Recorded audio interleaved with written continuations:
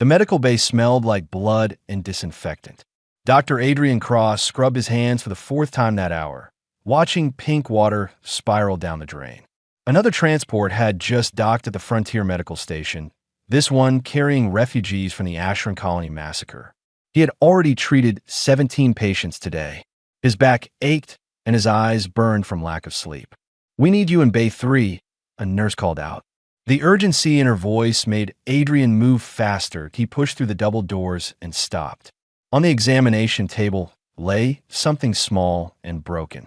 A reptilian child, no bigger than a human toddler, covered in deep blue scales that had lost their shine. His hind legs twisted at wrong angles.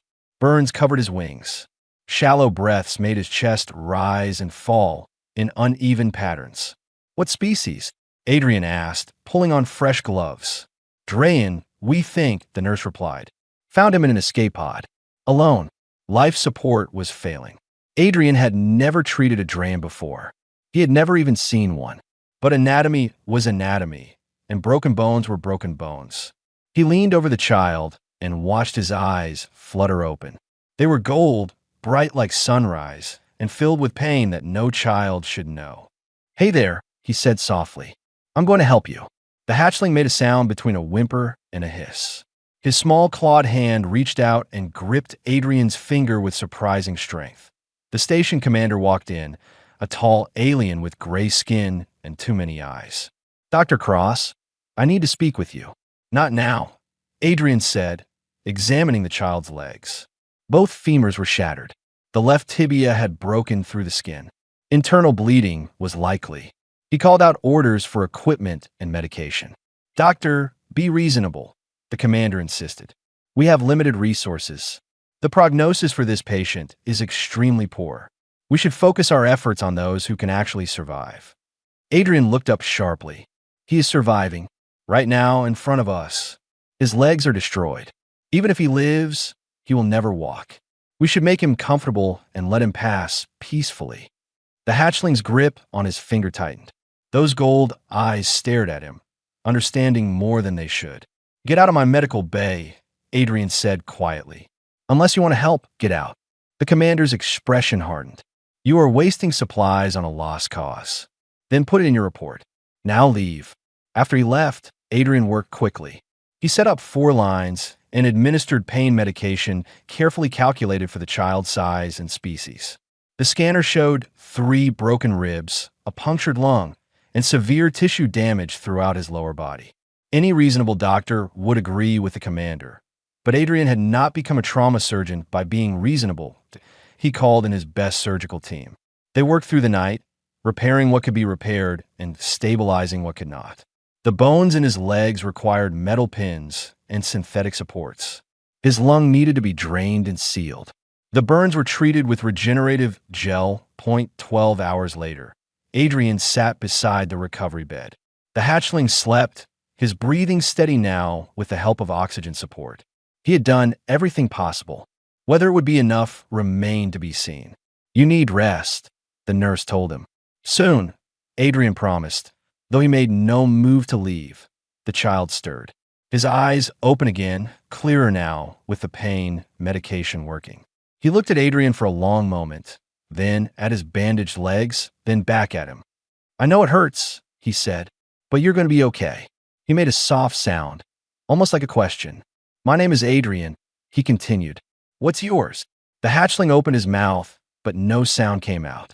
His eyes filled with something that looked like tears, though they were silver instead of clear. "That's all right," Adrian said gently. "You don't have to talk yet. How about I give you a name for now? Just until you can tell me your real one." He looked out the viewport at the Ashran system, at the planet below where colonies had burned. Ash still drifted in the upper atmosphere, visible from orbit. "I'll call you Ash," he said. "Is that okay?" The hatchling blinked slowly. His grip on Adrian's finger relaxed slightly, no longer desperate, just holding on. Over the next 3 days, Ash's condition stabilized. He remained silent, watching everything with those golden eyes. When other doctors examined him, he flinched away. When Adrian entered the room, he relaxed. His neural responses in the lower limbs are minimal, the head surgeon reported.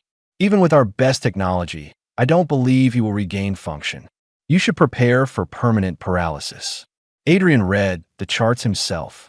The damage was severe. The prognosis was grim. Every logical part of his brain agreed with the assessment, but he remembered those gold eyes staring at him, remembered the strength in that small hand, remembered choosing to fight when others said to give up. "We start physical therapy tomorrow," he announced. The other doctors exchanged looks, but said nothing. They had learned not to argue with Adrian Cross once he made a decision. That night, Adrian sat beside Ash's bed again. He pulled up files on drain physiology, finding very little information. The species was rare, private, and mostly kept to themselves in distant systems. "I don't know much about your people," he admitted to the sleeping hatchling. "But I know about not giving up. I know about fighting even when everyone says you can't win. And I know that you are stronger than anyone realizes." Ash's eyes opened. He watched him silently. "Tomorrow we start the hard work," Adrian said. "It's going to hurt. You're going to want to quit. But I promise I will be right here with you, every single step." The hatchling reached out his small hand. Adrian took it gently. Outside the viewport, stars burned in the darkness. Inside the medical bay, a human doctor and the last child of a dying species held on to each other, neither knowing yet just how much they would mean to the galaxy. 3 weeks had passed since Ash arrived at the medical station. Adrian watched him sleep in a modified pediatric bed, his small chest rising and falling steadily. The burns on his wings had healed into silver scars. The broken ribs had mended, but his legs remained motionless beneath the thin blanket. Every morning he checked his reflexes. Every morning the results were the same. No response in the lower limbs. No muscle activation. No hope, according to everyone else. "Good morning," Adrian said as Ash's eyes opened. He blinked at him, then made a soft chirping sound that he had learned meant he was hungry. He helped him sit up and brought over a nutrient paste that the station biologist had formulated for his species. Ash wrinkled his snout at it, but ate anyway. He had started trusting him enough to try new things. "I have something for you today," Adrian said. He wheeled over a device he had built from spare parts. It looked like a small cart with support bars. "This will help you move around while we work on getting your legs stronger." Ash tilted his head, studying the contraption. His tail, which had also been injured, twitched slightly. Adrian carefully lifted him and positioned him in the mobility device. His useless legs dangled below, while his upper body was supported by padded braces. He showed him how to use his arms to push the wheels. For a moment, Ash just sat there. Then slowly, hesitantly, he pushed. The cart rolled forward a few inches. His eyes went wide. He pushed again. The cart moved. He looked up at Adrian with something he had not seen before in those gold eyes. Joy. Over the next hour, Ash rolled himself around the medical bay, exploring corners he had only seen from his bed. He bumped into equipment and had to back up and try again. He figured out how to turn, how to stop, how to build up speed. Adrian felt his chest tighten watching him. Such a small victory. Such a huge step. "You are doing great," he called out. Ash chirped back at him, a sound that almost resembled laughter. Later that afternoon, Adrian began the physical therapy. He had adapted human pediatric techniques, hoping the principles would transfer. He massaged the scaled legs, working the muscles that had begun to atrophy. He manipulated the joints, keeping them flexible. He used electrical stimulation on the nerves, trying to wake them up. Ash whimpered during some of the exercises. Adrian hated causing him pain, but he pushed through, talking to him constantly. "I broke my arm when I was 7, he told him. "Fell out of a tree. Doctors said I might lose full function. My dad made me do therapy every single day. I cried. I yelled. I said I hated him." Ash watched his face as he spoke. But he kept going. "And eventually, my arm healed completely. See?" Adrian held up his hand, flexing his fingers. "Never give up," he told me. "Even when it hurts. Especially when it hurts." He worked on his left leg, bending the knee slowly. That's what we were doing. Never giving up. A month into treatment, an alien arrived at the station. Dr. Rivosh was an anthropologist, tall, an insectoid with multiple compound eyes. He had come to study war trauma effects on different species. Adrian brought him through the medical bay, showing him various patients. When they reached Ash's room, Raivash stopped moving, all his eyes fixed on the small hatchling rolling around in his mobility cart. "Is that," Raivash began, his voice strange, "is that a Drayan child?" "Yes," Adrian said. "His name is Ash. He was injured in the colony attack." Raivash moved closer, his movements jerky. He pulled out a scanning device and began taking readings. His hands shook. "What are you doing?" Adrian stepped between him and Ash. "I need detailed scans. Genetic samples. You do not understand. This is extraordinary." Ash had retreated to the far corner, his eyes wide with fear. "You are scaring him," Adrian said firmly. "Put the scanner away." "But Dr. Cross, you must understand. I understand you are frightening my patient. Leave. Now." Raivash looked like he wanted to argue. Instead, he saved his scan data and left quickly, his body language radiating distress. Adrian went to Ash and knelt beside his cart. "It's okay. He's gone." Ash made a low sound, almost like a growl. His small claws gripped the cart handles tightly. "I know," Adrian said softly. "I did not like him either." That evening, Adrian tried to research why Raivash had reacted so strongly. He searched for information on the Drayan species, but found almost nothing.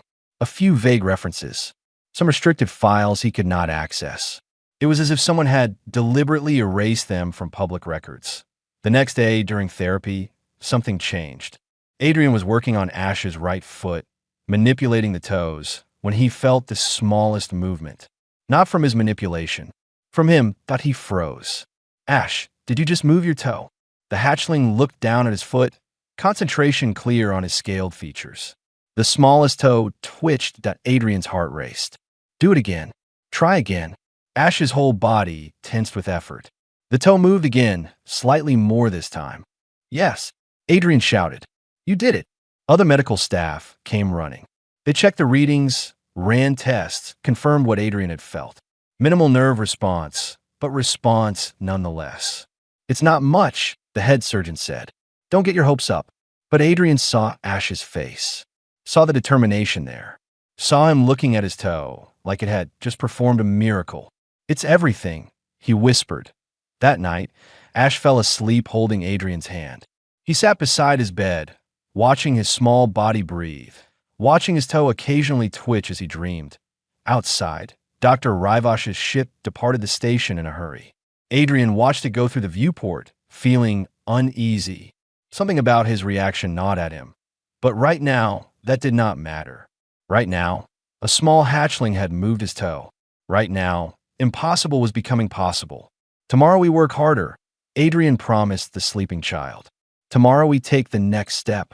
Ash's toe twitched in his sleep, as if agreeing that I in the darkness of space. No one yet knew what this small movement meant.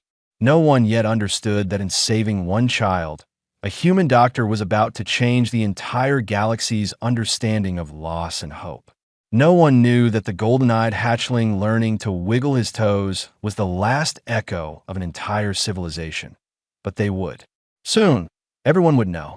2 months after the first toe movement, Ash stood between parallel bars in the therapy room. His legs trembled violently, barely supporting his weight. Custom braces ran from his hips to his feet, mechanical supports doing most of the work his muscles could not yet manage. Adrian stood at one end of the bars, his arms outstretched. "Come on, Ash. You can do this." The hatchling looked at the distance between them. Maybe 3 meters. Might as well have been 3 kilometers. Sweat beaded on his scaled forehead. Despite the cool air, he lifted his right foot. The brace helped, but the movement was his. He swung it forward and set it down. His left leg shook harder, trying to compensate. He shifted his weight and nearly fell. "I've got you," Adrian said. "Just one more step." Ash gritted his teeth, showing small, sharp fangs. He moved his left foot, then his right again. Each step took enormous concentration. Each step looked painful, but he was walking. "That's it," Adrian encouraged. "Keep going." 3 more shaking steps brought him close enough. Adrian caught him as his legs gave out, lowering him gently to the padded floor. Ash's breath came in gasps. His whole body shook from exertion. "You did it," Adrian said, his voice thick with emotion. You walked. Ash made a sound between a laugh and a sob. He had walked.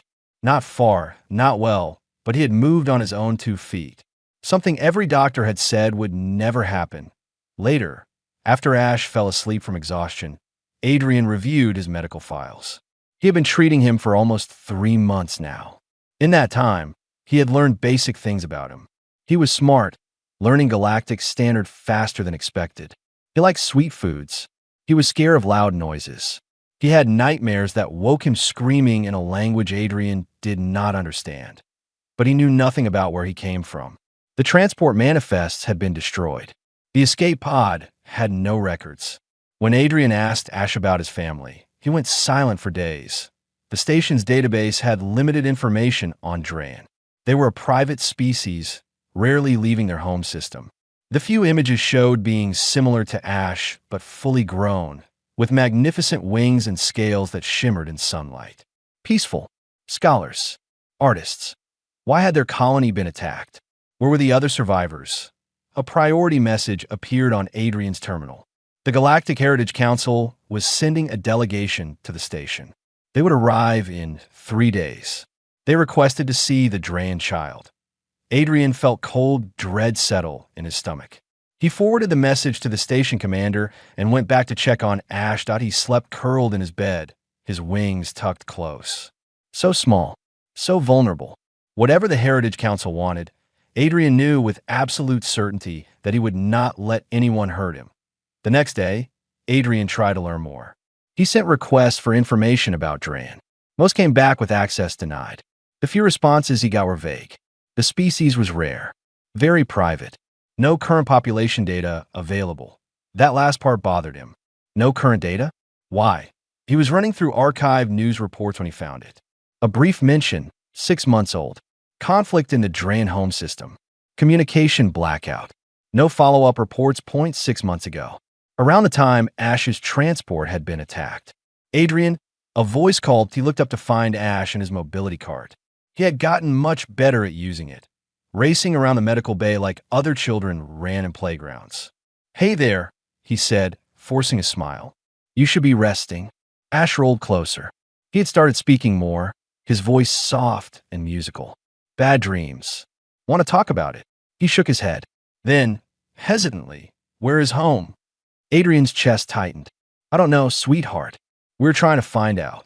Everyone gone, Ash said quietly. I remember. Fire. Screaming. Mother put me in pod. She said wait. I waited. Adrian knelt beside the cart. Your mother saved you. Why only me? Gold eyes stared at him. Where is everyone else? I don't know, Adrian admitted. But the people coming in 3 days might have answers. They're from a council that keeps records of different species. Ash's scales rippled. A sign he had learned meant fear. Don't want to go. Go where? Away. They take me away from you. Adrian pulled him into a careful hug. No one is taking you anywhere. I promise. But even as he said it, he wondered if he could keep that promise. The Heritage Council delegation arrived exactly on schedule. 5 ships, armed escorts, more firepower than seemed necessary for visiting one small hatchling. Adrian met them in the station's conference room. The lead ambassador was a being called Trell, humanoid, but with silver skin and too many fingers. His expression was difficult to read. Dr. Cross, he began, thank you for meeting with us. Where are the other Dran? Adrian asked bluntly. Why is Ash alone? Trell exchanged glances with the other council members. Perhaps we should speak privately. Anything you have to say, you can say here. Very well. Trell pulled up a holographic display. It showed a star system. This was the Dran home world. Population approximately 40,000. 6 months ago, extremist factions attacked without warning. The entire planet was bombarded from orbit. The hologram showed destruction. Cities burning. Continents scarred. Evacuation attempts were made. Trell continued. 17 transport ships escaped. All were destroyed en route to safe zones. No survivors were found. Adrian felt sick. Except Ash. Except the child, yes. We received Dr. Rivash's report. We ran genetic scans from his samples. The hatchling in your care is indeed Dran. Based on our records, he is the last living member of his species. The words hit like physical blows. The last. The only one. That is why we are here, Trell said. The Draen were an ancient civilization. Their loss is incalculable. We must preserve what remains. Ash is not a thing to be preserved, Adrian said sharply. He is a child who represents the final remnant of his people. We have facilities designed for such cases. He will be cared for, studied, his genetic material preserved for possible future. No. Trell stopped. Excuse me. No, Adrian repeated. You are not taking him to be studied like some museum specimen. He is a living being with feelings and thoughts and dreams. Not a sample to be preserved. Dr. Cross, you do not understand the significance. I understand perfectly. You want to take a traumatized child and lock him away because he is rare, because he is the last. But that does not change what he needs. He needs a home. He needs family. He needs someone who sees him as more than a genetic database. And you believe he can provide this? Trell's tone suggested doubt. I know I can, Adrian said. I have been providing it for 3 months. The Draen live for centuries. You are human. You will die in mere decades. Then we have decades together. That is more than he has with anyone else. The council members spoke quietly among themselves. Adrian waited, heart pounding. Finally, Trell spoke. The council will take this matter under consideration. In 3 days, we will give our decision. After they left, Adrian went straight to Ash. He was in the therapy room, practicing his steps between the bars. When he saw his face, he stopped. What's wrong? He asked. Adrian knelt beside him. We need to talk. Ash sat very still as Adrian explained. His gold eyes grew wider with each sentence. The last of his kind. Everyone dead. The council wanted to take him away. When he finished, he did not cry. He just stared at his hands, at his scaled fingers, as if seeing them for the first time. Everyone, he whispered finally. I'm so sorry, Adrian said. Mother, father, my sister, my teachers, everyone. Yes. Ash's breathing quickened. His scales began to shift colors, darkening from blue to almost black. Why am I alive? Why just me? Because your mother loved you enough to save you. Because you were strong enough to survive. I don't want to be the last. His voice cracked. I don't want to be alone. Adrian pulled him close. You are not alone. I am here. They will take me away. Put me in a cage. Study me. Not if I can help it. How can you stop them? They have ships, soldiers, authority. Adrian pulled back to look at him. I can fight. Humans are very good at fighting for things that matter. Over the next 2 days, Adrian prepared. He compiled every record of Ash's treatment and progress. He documented his personality, his intelligence, his capacity for joy and learning. He gathered statements from everyone who had interacted with him. The station commander called him to his office. You are planning to oppose the Heritage Council, he said. Not a question. I am planning to advocate for what is best for Ash. They have legal authority in these matters. And I have moral authority as his doctor. The commander studied him. You care deeply for this child. Ido. Enough to risk your career? Your reputation? Enough to risk everything. He was quiet for a moment. Then he nodded. I will testify on your behalf. For what little my word may be worth. Adrian blinked in surprise. You wanted to euthanize him when he arrived. I was wrong. The commander said simply. I have watched you work. I have seen what you have achieved. More importantly, I have seen how that child looks at you. He trusts you completely. That is worth more than any council decree. On the 3rd day, the hearing convened in the station's main assembly hall. The Heritage Council sat in judgment, with Ambassador Trell presiding. Ash sat beside Adrian, his small hand gripping his tightly. He wore a simple tunic that Adrian had made for him, adapted for his wings and tail. We have reviewed the case, Trell began. The council recognizes Dr. Cross's dedication to preserving the life of the Draen child.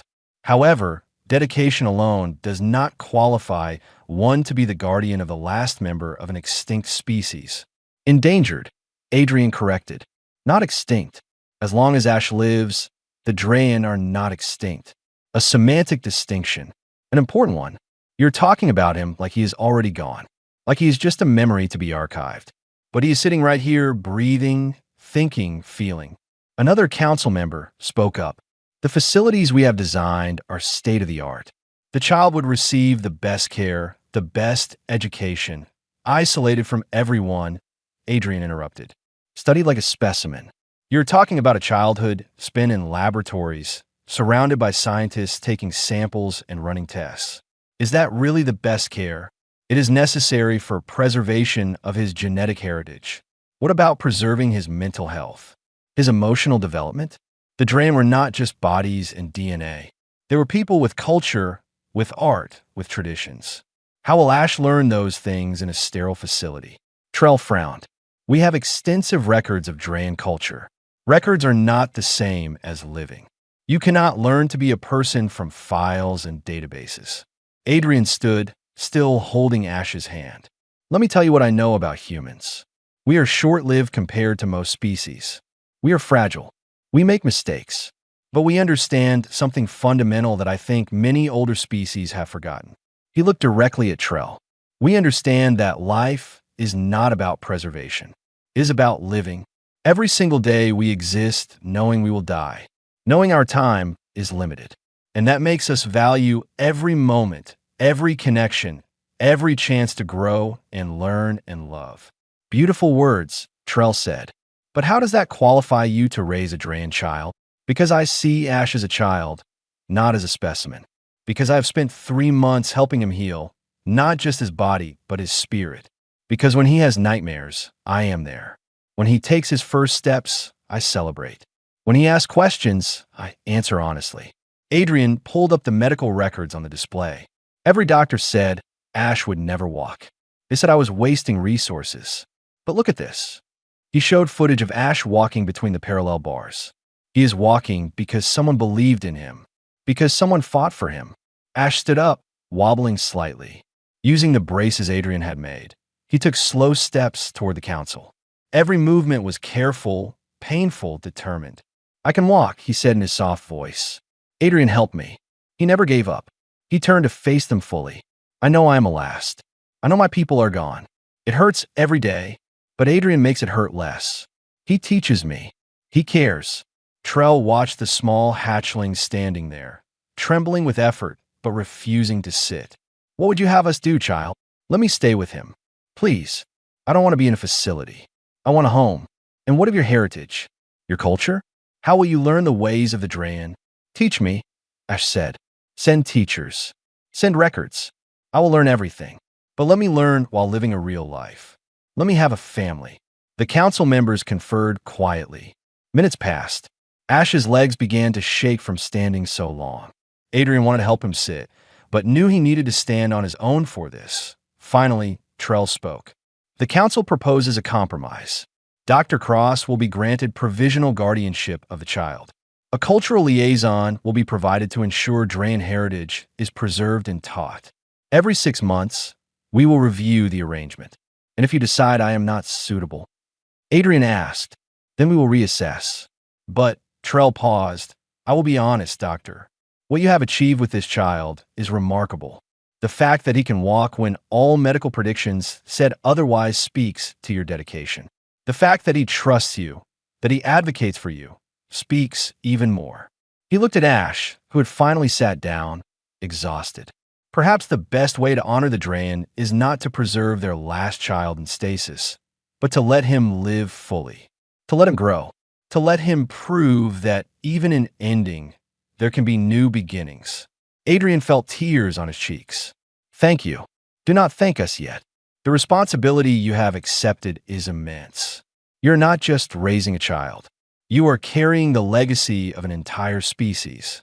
I know, Adrian said quietly, and I will do everything in my power to honor that. Ash looked up at him with those gold eyes. We will do it together, he said. Adrian smiled. Together. The hearing ended. The council left, and in the assembly hall, a human doctor and the last Draen child sat together, both knowing the hard work was only beginning, both ready to face it anyway. 6 months had changed everything. Adrian stood in the doorway of their small home on the colony world called Haven's Rest. Through the window, he could see Ash running across the garden, His legs stronger now, though he still wore lighter support braces. No more mobility cart. No more parallel bars. Just a young Drayan racing after a local insect, laughing. The Heritage Council had kept their word. A cultural liaison, a gentle being named Seraph, visited twice a week to teach Ash about Drayan history, language, and traditions. The home planet might be gone, but the culture could live on through him. Adrian had left the medical station to focus on Ash full-time. The colony world was peaceful, with good schools and open spaces. Other families lived nearby, though none quite understood what it meant to raise the last of species. "Adrian," Ash called. "Come see." He walked out to find him holding the insect carefully in his clawed hands. "It has 6 wings," he said excitedly. 6. "Amazing," Adrian agreed. He released it and watched it fly away. Then his expression grew thoughtful. "Seraph says Drayan adults could fly. Really fly, not just glide."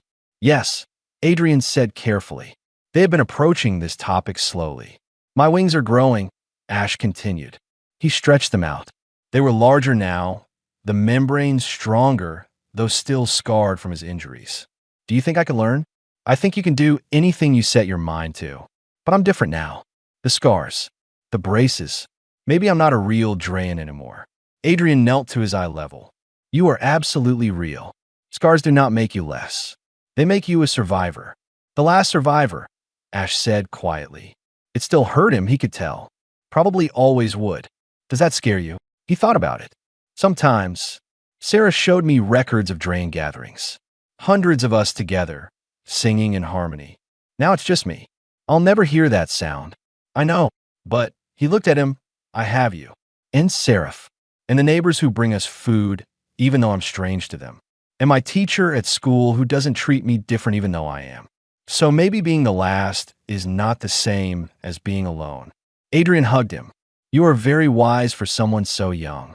Seraph says wisdom was a Drayan trait. She says I carry my people's best qualities. You carry their strength too, and their resilience. That evening, Seraph arrived for their lesson. Adrian usually gave them privacy, but today, Seraph asked him to stay. "I have been authorized to present something," the liaison said. She projected a hologram of an ancient Drayan text. "This is the Scroll of Wings." Every young Drayan studied it when learning to fly. Ash stared at the symbols, which he was learning to read. "You think I can learn?" "I think you should try. Flying was fundamental to Drayan identity. You deserve to experience it."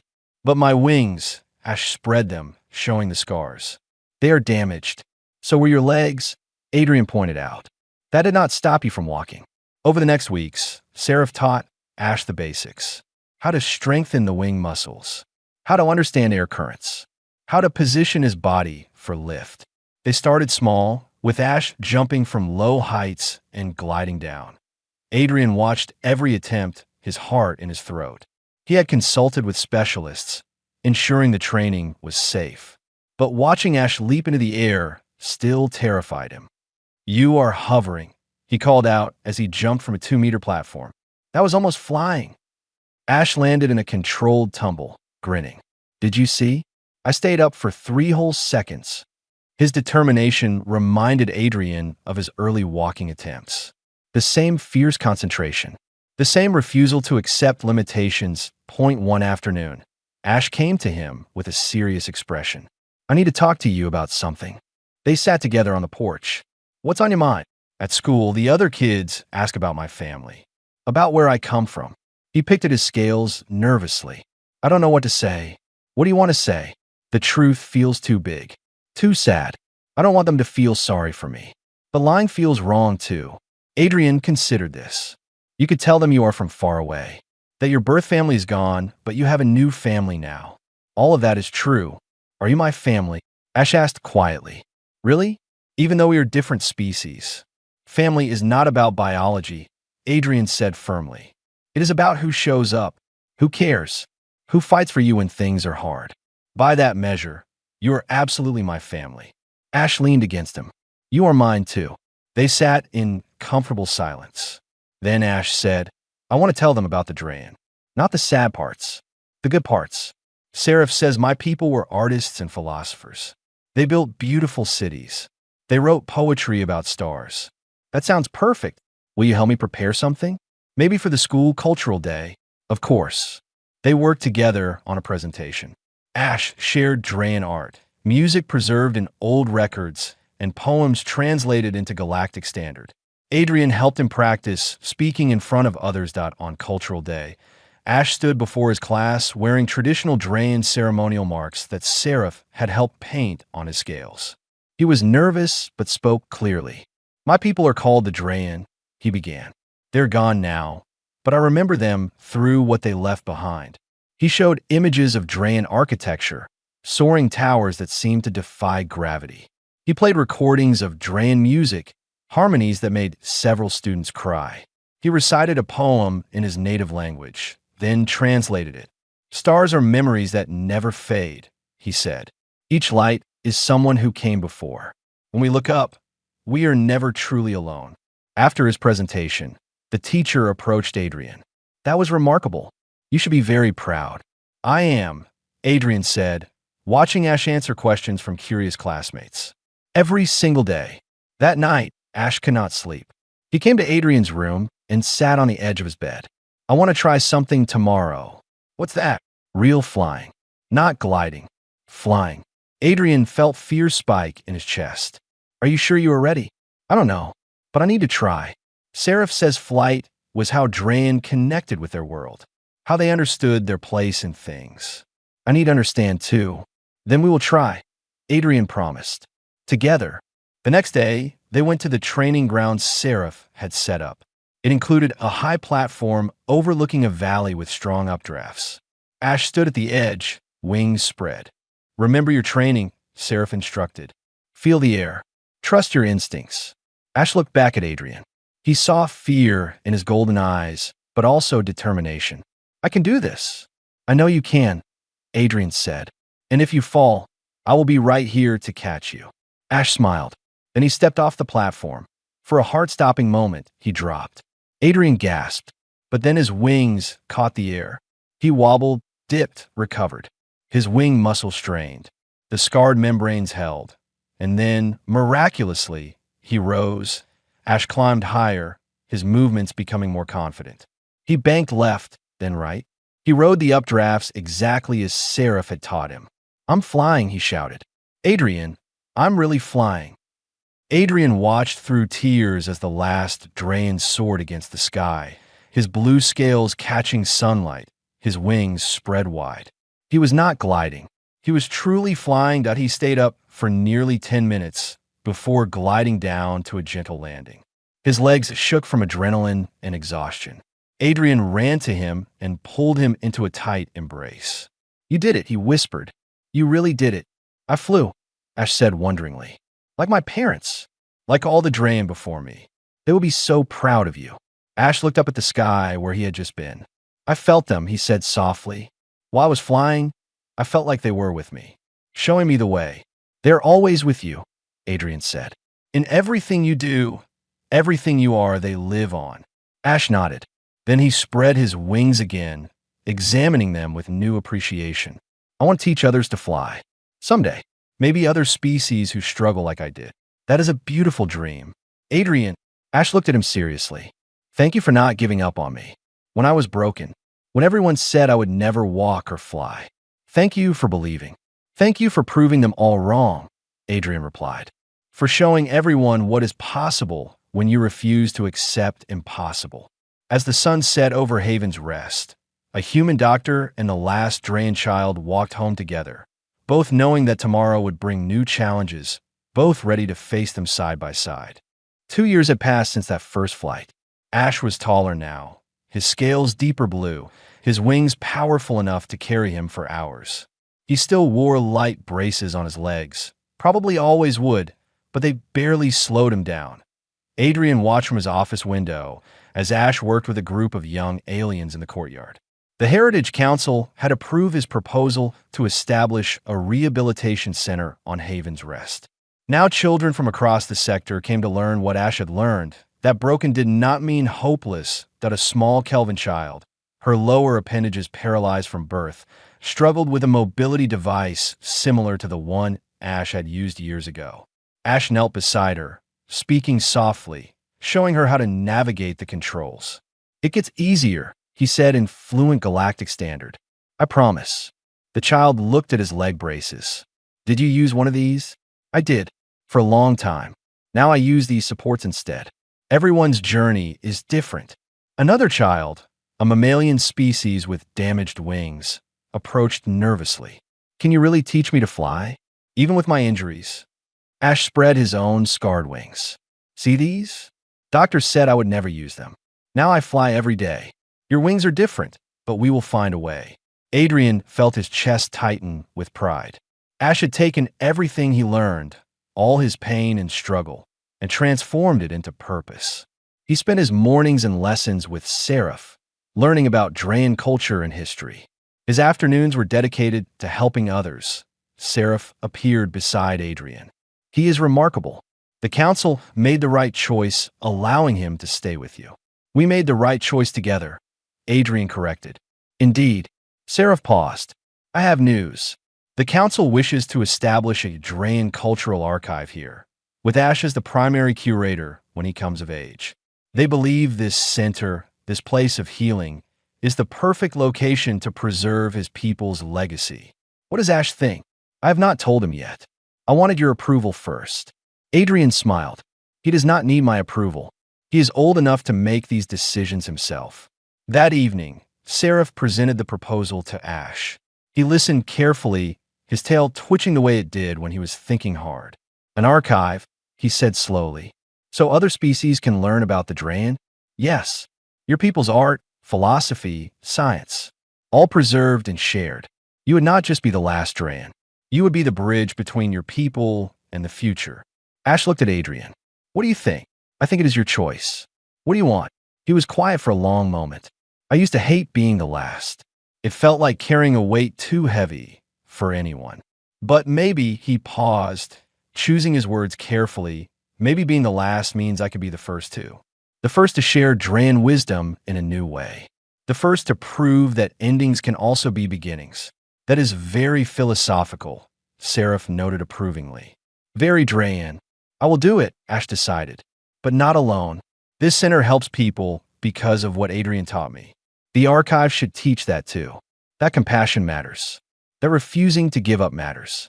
That is part of my heritage now, both Drayan and human." Adrian felt tears threatening. "You honor both your peoples." "I am both," Ash said simply. "The Drayan made me, but you shaped who I became." Later that night, Ash found Adrian on the porch, watching the stars. He sat beside him in comfortable silence. "Do you ever regret it?" he asked. "Taking me in? Your life would have been simpler without me." "Simpler is not the same as better," Adrian said. "You are the best part of my life, Ash. You always have been." "I had a dream last night about my mother. She was teaching me to fly, like she must have done before everything happened. When I woke up, I could almost remember her voice." "What did she sound like?" "Like wind chimes. Musical. She sang constantly." He looked up at the stars. "I wish I could tell her I learned to fly, that I didn't waste the chance she gave me." "She knows," Adrian said softly. "Wherever she is, whatever comes after, she knows her child survived. She knows you are strong and kind and determined. She knows her sacrifice mattered." Ash leaned against his shoulder. "Thank you for being my family. Thank you for being mine." They sat together under the stars, a human and a Drayan, each one carrying pieces of the other's world. Months later, the cultural archive opened. Beings from across the galaxy came to learn about the Drayan. They saw the art, heard the music, read the poetry. But more importantly, they met Ashdod. He gave tours personally, sharing stories Seraph had taught him alongside his own experiences. Visitors left understanding that the Drayan were not just history. They were alive in every word Ash spoke, every flight he took, every child he helped rehabilitate. One day, an elderly scholar approached Ash with tears streaming down her face. "I knew a Drayan once, decades ago. A teacher who changed my life. I never got to thank her properly. I thought your people were just gone, leaving nothing behind." Ash took her hand gently. "They left me, and through me, they left their words and wisdom and beauty. Your teacher's legacy continues. Tell me about her. They talked for hours. The scholar shared memories. Ash recorded them for the archive. Another piece of Drayan history preserved. That night, Adrian found Ash standing in the archive, surrounded by artifacts and records of his people. "Are you all right?" he asked. "I am more than all right," he said. "For so long, I carried survivor's guilt. Why me? Why was I the only one who made it? But now I understand." "Understand what?" "I survived so my people could continue. Not genetically, maybe. The Drayan as a species might end with me. But their ideas, their art, their way of seeing the universe, those can live forever. I can make sure of that." He turned to face him. "You saved more than my life, Adrian. You saved theirs too, by helping me walk, helping me fly, helping me become someone who could carry this legacy forward. The Drayan survived because a human doctor refused to give up.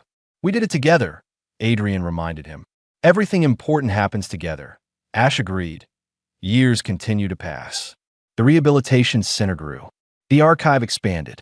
Ash became known across the sector not as the last Drayan, but as the teacher who helped countless beings overcome impossible obstacles. He never forgot his first lessons, the parallel bars in the medical bay, Adrian's patient voice encouraging him step by painful step. Now he offered the same patience to others. On the anniversary of his first flight, Ash stood at the same platform where he had learned to soar. Adrian stood beside him, older now, his hair touched with gray. "Want to fly with me?" Ash asked. Adrian laughed. "I am human. We do not have wings." "Details," Ash said. He had designed a harness system for exactly this purpose. "Trust me, always." They launched together, Ash's powerful wings keeping them both aloft. Adrian had trusted him with his future years ago. Now he trusted him with his life, suspended in the sky by his strength. From above, the rehabilitation center looked small but vital. Children moved through the courtyards, learning and healing. The archive stood proud, preserving memories of the people gone, but not forgotten. "What do you see?" Ash asked as they glided. "Hope," Adrian answered. "I see hope." "Me too. I see the future the Drayan would have wanted. Not isolation, not extinction, but transformation. We end, but our best parts continue in new forms." They flew together until the sun began to set, painting the sky in colors that reminded Ash of his mother's scales, colors he had only seen in dreams and old recordings. When they landed, a group of children rushed over, eager to hear about the flight. Ash knelt among them, his wings folded, his leg braces visible, every scar and imperfection on display. "Who wants to learn to fly tomorrow?" he asked. Every hand shot up. Adrian watched Ash work, watched him give these children the same gift he had given him. Belief. Persistence. The absolute refusal to accept that broken meant finished. The last Drayan was not an ending after all. He was a beginning, a bridge between what was and what could be. A living reminder that compassion, determination, and love could transform tragedy into purpose. As the stars emerged overhead, the same stars Drayan poets had written about for millennia. Ash looked up and smiled. He was the last, yes, but he was also the keeper of memories, the teacher of hope, the living proof that one life, saved by kindness, could honor an entire civilization. And beside him stood a human doctor who had refused to let impossible be the final word, who had chosen to fight for one small life, and in doing so had preserved the legacy of thousands. Together, they walked back to the center, surrounded by children from a dozen worlds, all learning the same lesson Ash had learned in a medical bay years ago. Never. Give up, even when it hurts. Especially when it hurts, because sometimes the last can become the first. And sometimes, saving one life saves so much more.